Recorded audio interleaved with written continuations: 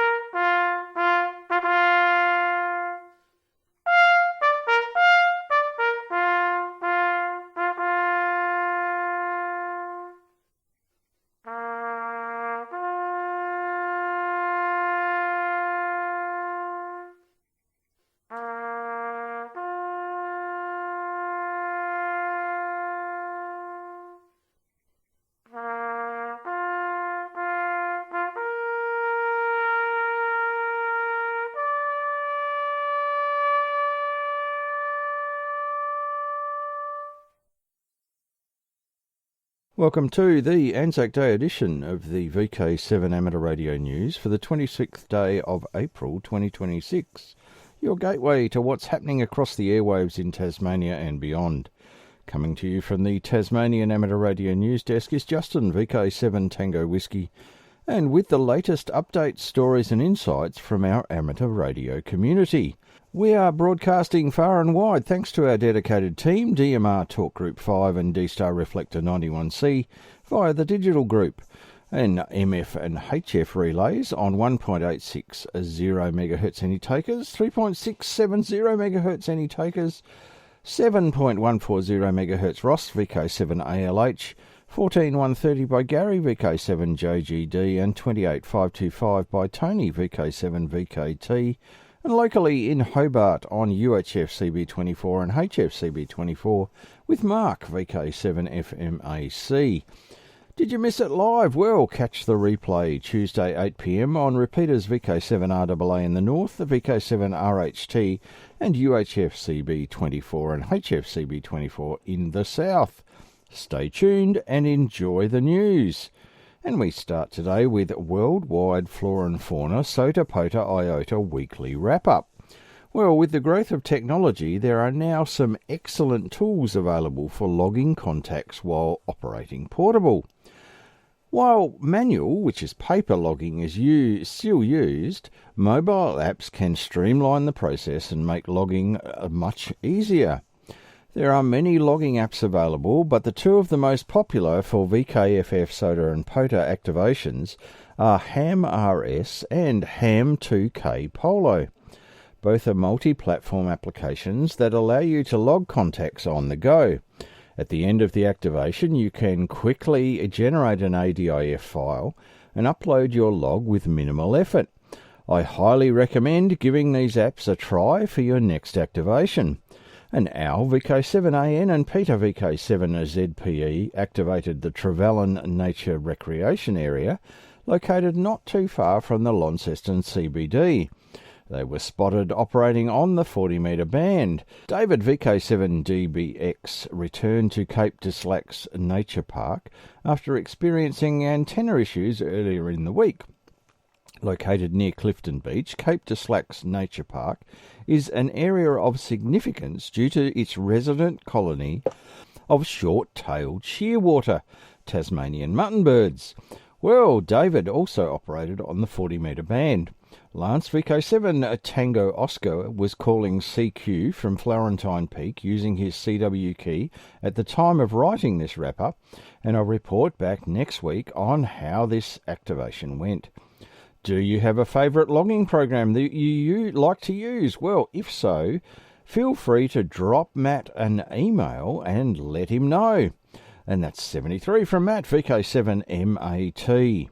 Statewide SSTV nights, a busy net night that saw the following participants: VK7's ZGK, ZAB, AX, KT, OO and TW, all sharing 65 photos, and the main themes were iconic scenery at Dove Lake and the Central Highlands, seaplane tours and murals at the Hobart waterfront, the 50th anniversary of Led Zeppelin's Presence album, the 50th anniversary of Jethro Tull's Too Old to Rock and Roll and Too Old to Die album, and a radio communications checkpoint at a recent horse ride at Sassafras, and birds in a tree.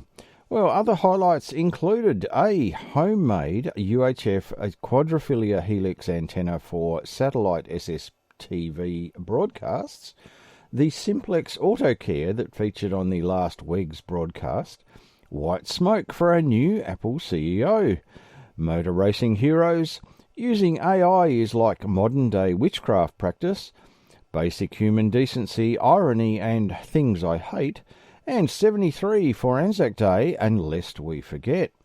Again, Tony VK7AX interconnected VK7RJG to his SSTV International Gateway, and VK7's exchanged photos with PA3GFY, PD0KOK, PD9BTB, PD1NSR and PC1K in the Netherlands, and DJ0ZK and DB0BEN in Germany. Please remember to leave a 30-second break between transmissions to allow the European countries a chance to send photos. And note Ken VK7KRJ's and Steve VK7OO's fully automatic 24/7 monitoring sites that allow everyone testing to send a picture and the ability to check their transmissions on these pages almost immediately, anytime both South and North Tasmania. If you missed the net, then there are archives of the SSTV nights on Ken and Steve's websites or on the NTARC website under blogs, and that's 73 from Andre VK7ZAB. Tassie Hamicon Radio Conference preliminary program released. Well, the theme for the Tassie Hamicon 2026 is Hack the Ether, Education, Ingenuity, Connection, a nod to the experimental DNA of amateur radio, where learning meets invention and curiosity drives everything forward. This year's conference is all about the moving beyond nostalgia and building what comes next. It builds together amateurs, experimenters, educators, storytellers for a fully catered weekend of practical learning, creative collaboration, and interest that actually goes somewhere. The program is built around 4 key streams: Hack the Mind, which is exploring education and learning futures; Hack the System, driving into ingenuity and experimentation; Hack the Culture, focusing on engagement and connection; and Hack the Future, which is tackling leadership and purpose. The preliminary program is already online, with bookings being taken very soon. It all happens Saturday the 7th and Sunday the 8th of November 2026 at the Sir Stanley Burberry Theatre at UTAS Sandy Bay, with pre- and post-conference events in the works. Keep an eye on the website for more as more details roll out, and that's 73 from the conference organising group. And QSL News, the Inwards QSL Bureau information and the current updated list of QSL cards held by the VK7 Inwards Bureau as at the 4th of April 2026 is in the email version of the broadcast. Herman has been asked a few times about sending out QSL cards. It is up to each amateur to send out their personal QSL cards, and you can only use the WIA Outwards Bureau service if you are a financial member of the WIA. Your cards must be sorted alphabetically by DXCC country order and sent to the manager of the Outwards Bureau, PO Box 66, Boolaroo, New South Wales 2284. Any questions, please email to Westy, that is WESTYH, all one word, at ozemail, OZEMAIL.com.au, and that's 73 from Herman, VK7 Hotel Whiskey, the manager of the VK7 Inwards QSL Bureau. And news from the north, SOTA WWFF Parks Group and the Summits on the Air Worldwide Flora and Fauna Parks Group meets twice weekly, Mondays and Fridays, 10:30am till 12 noon at the Glebe Gardens Cafe, Henry Street, Launceston. And for more information, contact Al on 0417 354 410, and that's 73 from Al, VK7 Alpha Nancy. And you are listening to VK7 Whiskey India, and this is the VK7 Amateur Radio News broadcast. And Northern Tasmanian Amateur Radio Club Incorporated. And for a bit more of our Wednesday technical night last week, Ross VK7ALH brought in a Codan 8128 Marine HF transceiver for show and tell. Designed for operations from 2 to 13 MHz, the unit supports up to 10 fixed frequencies, each assigned to one of the 10 front panel rotary selectable switches. The operating frequencies are set by installing the appropriate crystals into the internal socket bank. The radio can run from either 12 or 24 volts DC supplies, with positive or negative grounding, helping to minimise electrolysis issues on vessels. Reliability was clearly a major design focus, with thick film construction, flow-soldered boards and fully laced internal wiring looms. Seeing that beautiful cable lacing again certainly brought back some strong memories of the old days hi-hi. Transmit power is rated at 15 watts average on AM and 60 watts PEP on single sideband. Physically, the unit measures 280mm wide by 140mm high by 212mm deep and weighs just over 3.5 kilograms. The case is finished in a matte silverish grey, while the front panel is matte black with clear white lettering. The all-alloy corrosion-resistant construction certainly reflects its marine heritage. And the front panel layout is simple and uncluttered, with well-spaced controls. An inbuilt antenna matching section makes tuning straightforward. According to the front panel instructions, all the operator has to do is, quote, adjust for maximum transmit lamp brightness, unquote. Can't get much simpler than that. The microphone is captive or no connector or deliberate choice to avoid problems with plugs and sockets in harsh marine environments, and Codan even included a forward-facing speaker for improved audio clarity. These sets were widely sold throughout Australia and New Zealand from the 1970s onwards. This particular example was in immaculate condition, both inside and out, leading one to wonder whether it actually ever went to sea. Colin VK7 ZCF had been busy with his 3D printer again, this time starting work on a rather substantial roller inductor. He printed both end cheeks, think sturdy bookends, and you'll be close. These are spaced apart by 4 long brass rods with tapped ends, bolted through the cheeks to hold the assembly together with impressive rigidity. Running axially through the centre is a much heavier brass axle, and mounted on that is a large 3D printed coil former, all ready to take the wire. Not bad for the prototype. It's definitely taking shape, and we're all looking forward to seeing the next iteration, hopefully at the next Tech Night. While we were still on the subject of 3D printing, Stuart VK7ES shared some of his recent experiments with the latest release of FreeCAD version 1.1. Interestingly, some of the drawings he'd created in the newer version threw errors when opened in the club's older 1.0 installation. That was all the excuse we needed to install the latest version on the club's workhorse computer, and before long we were exploring several of Stuart's designs in the updated environment. FreeCAD certainly presents a steep learning curve, so if you're starting from scratch, as Stuart was, you may as well dive straight into the latest version. Stuart then walked us through some of the newer features and how he'd configured the workbenches and tools to suit his workflow. One example he showed was a generic enclosure with a detachable bolt-on lid. The enclosure itself was nothing unusual, but the clever part was his use of FreeCAD built-in spreadsheet. Stuart had preloaded the spreadsheet with all the formulas that drove this modelling. Now simply enter the desired side lengths into the relevant cells and the enclosure updates automatically.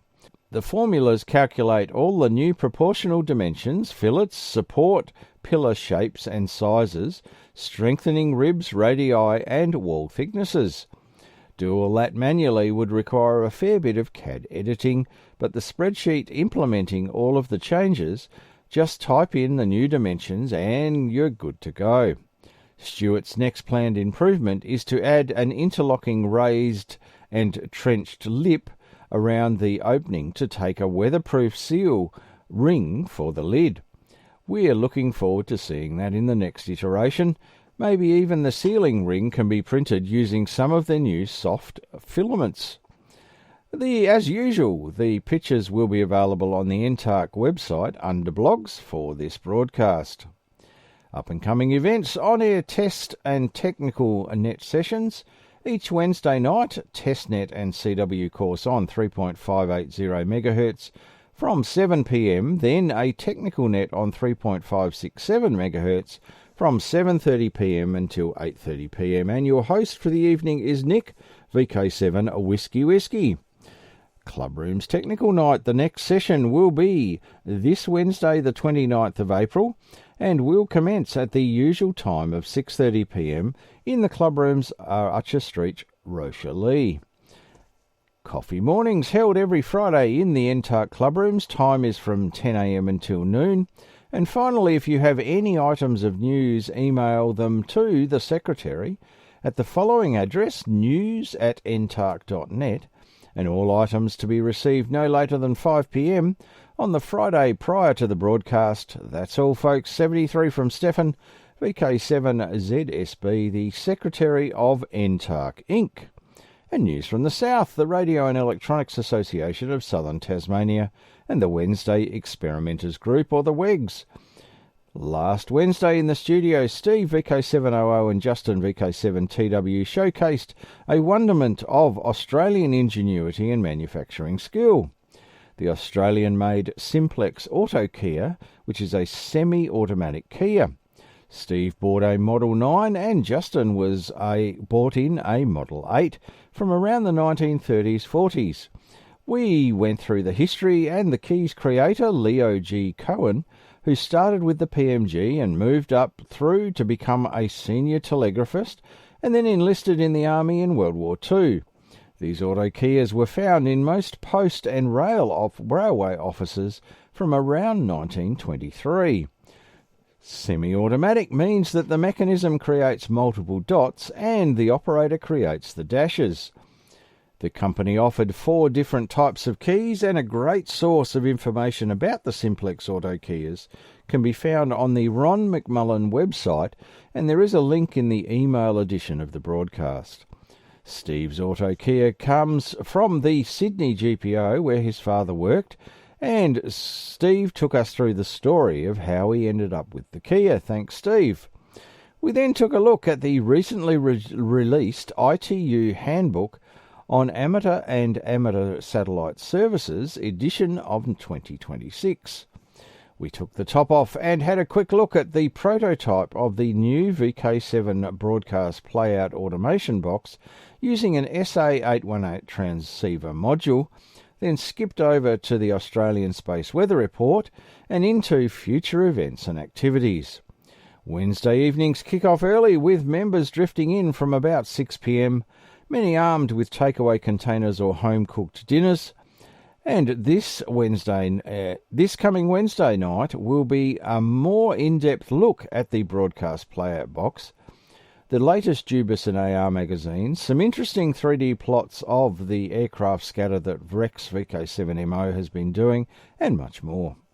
The DATV studio broadcast begins at 7:30 p.m. and goes out live on the Reist YouTube channel.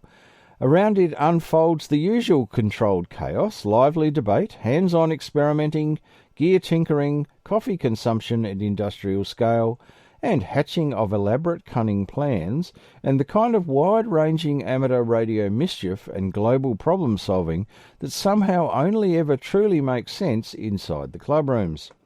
See you there on the stream 73 from yours truly, Justin, VK7 Tango Whiskey. And the May presentation, Technorama and Tour. What is Technorama, I hear you ask? Well, the vision for Technorama is that it becomes the focal point which brings technologists together and supports their efforts. The objects for Technorama is to further the education and development of technologists within the community broadcasting sector and to provide opportunities for interactions like conferences, seminars and events in support of these aims. What does this have to do with amateur radio? Well, I'm glad you asked.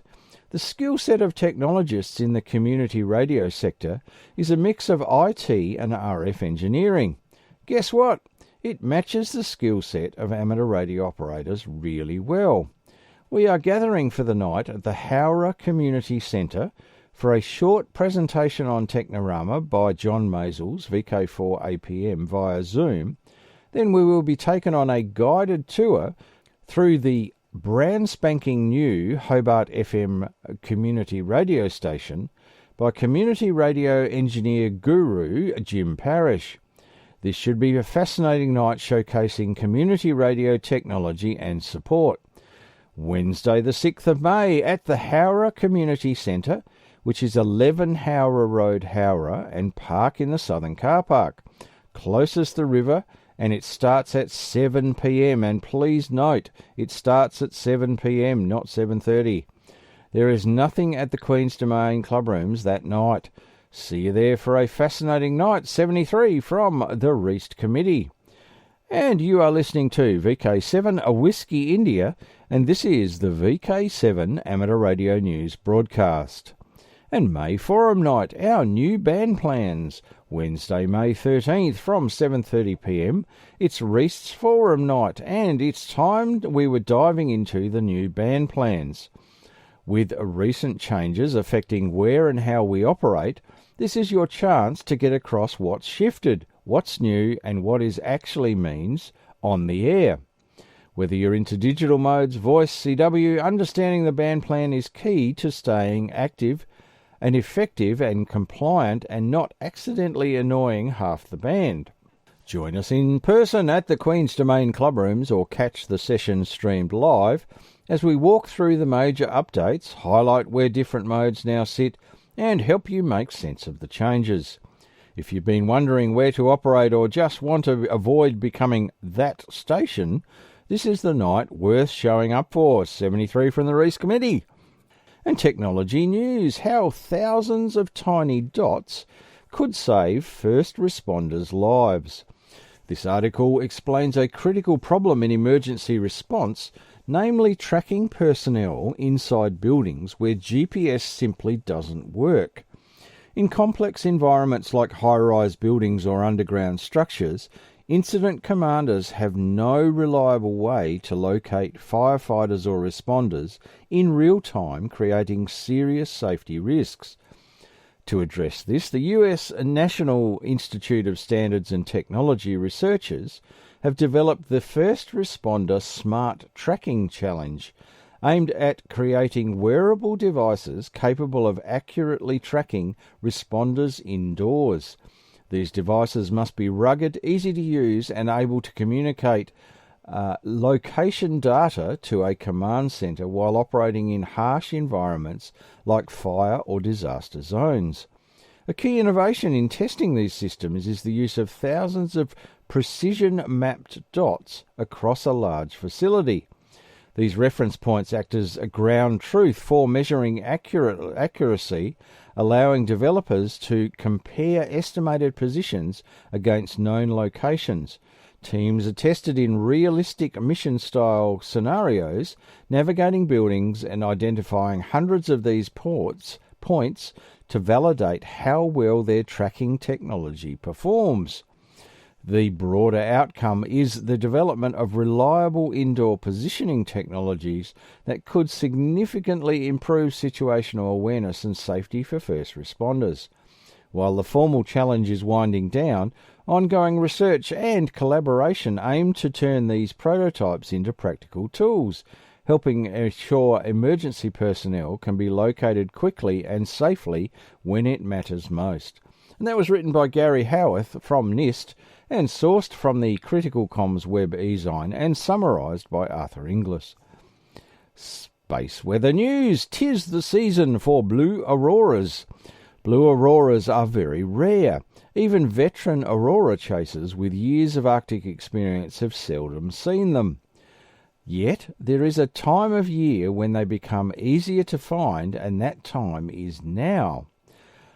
Quote, last night a blue aurora appeared overhead, reports Ger T. Birkeland from Årsta in Norway. Less than 200 miles south of the Arctic Circle, this is a sight we don't often see. Auroras are mostly always red and green, colours produced by oxygen during solar storms, but blue, on the other hand, is a sign of nitrogen. The colour is produced by ionised nitrogen molecules at the top of the Earth's atmosphere. The problem is that there are very few N2 plus ions up there, and the feeble blue they emit is practically invisible. For blue auroras to reach naked eye visibility, something has to amplify the light. The amplification process is called resonant scattering, and this has definitely happened on April the 21st.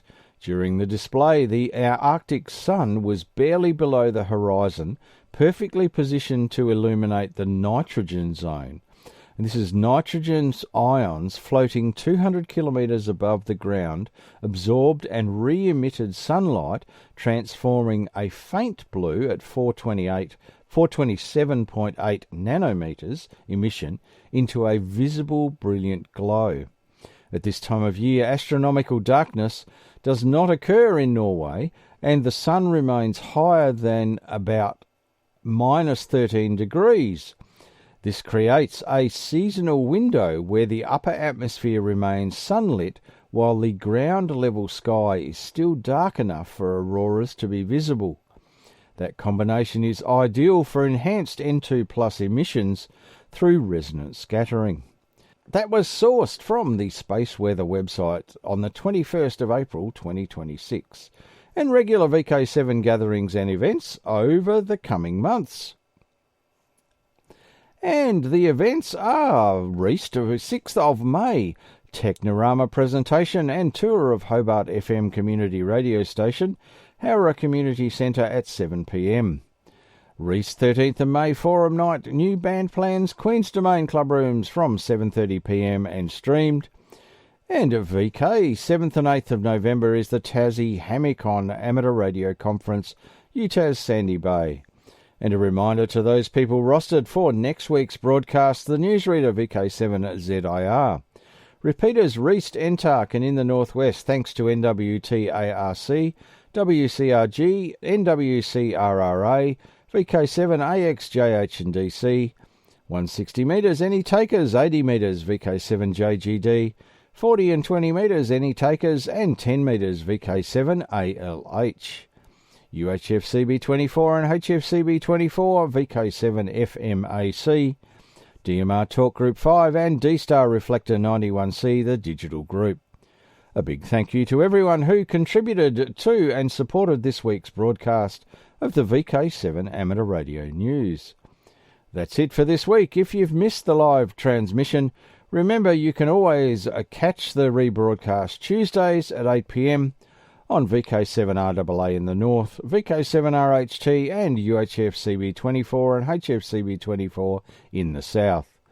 Got news, stories or updates to share? We'd love to hear from you. Send them to VK7ARnews, all one word, @gmail.com by Friday 9 p.m.